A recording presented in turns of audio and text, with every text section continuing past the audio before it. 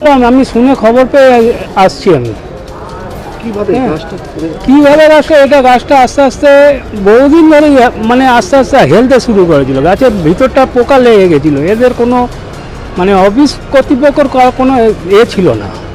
আপনারা জানিয়েছিলেন? আমি অনেকবার বলেছি, আমি প্রতিটা স্টাফকেও বলেছি যে গাছটা হেলে গেছে, ওই দিকে আর কেউ যাক না, এই দিকটা বস। কিন্তু আজকে দেখলাম এই অবস্থা। আমি খবর পেয়ে আমি ছুটে আসছি বাড়ি থেকে। আমি রিটায়ারমেন্ট। হ্যাঁ, তো যদি দিনের বেলা হলে তো অনেক লোক আহত হতো এবং মরতো। হ্যাঁ, এটা কোনো না কোনো গাফিলতি আছে। গাফিলতি তো নিশ্চয়ই আছে। আমার নাম হ্যাঁ, এখানে কাজ করতাম। যে মর্মান্তিক ঘটনা হয়েছে এটা হঠাৎ করে হয়ে যায়নি।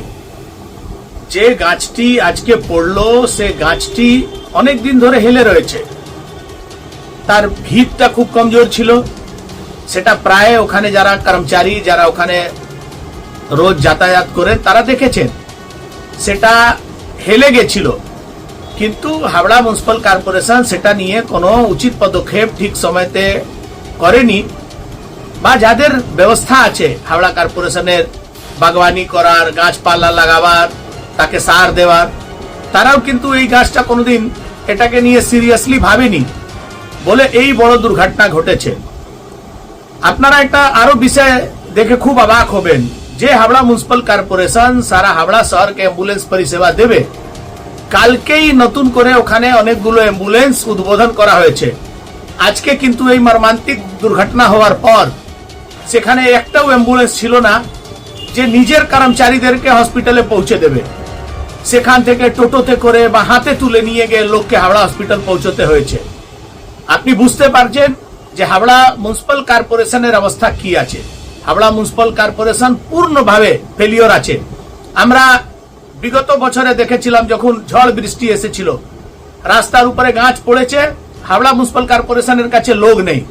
সেই গাছ সারাবার কাজ করেছে কলকাতা পুলিশ আর হাওড়া সিটি পুলিশের কর্মকর্তারা।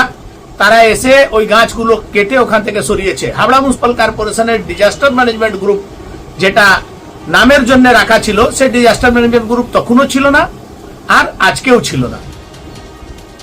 বললাম মানুষ দুটো কেন, একটা মানুষও যদি কোথাও মারা যায় এটা অত্যন্ত মর্মান্তিক ঘটনা, এটা অত্যন্ত দুর্ভাগ্যজনক ঘটনা। কিন্তু এটা একটা বোঝা যাচ্ছে এটাকে অ্যাক্সিডেন্ট ছাড়া আর কিছু বলার নেই। কারণ উল্টো দিকে গাছ, তার অপোজিট সাইডে দুজন মানুষ খবরের কাগজ পড়ছে, হঠাৎ করে গাছ কারোর উপর পড়লো। এটা দুর্ঘটনা ছাড়া আমি জানি না এটাকে আর কিছু বলা যাবে কিনা।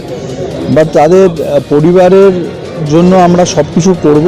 আমরা আর্থিক ক্ষতিপূরণ যেটা আমি বলেছি তাদের পরিবারকে আমরা সেটা অফার করব, এবং একই সাথে তাদের আর যা যা প্রয়োজনীয়, যা যা তাদের এর জন্য লাগবে, আমরা হাওড়া পৌর নিগম তাদের পাশে সবসময় থাকবো।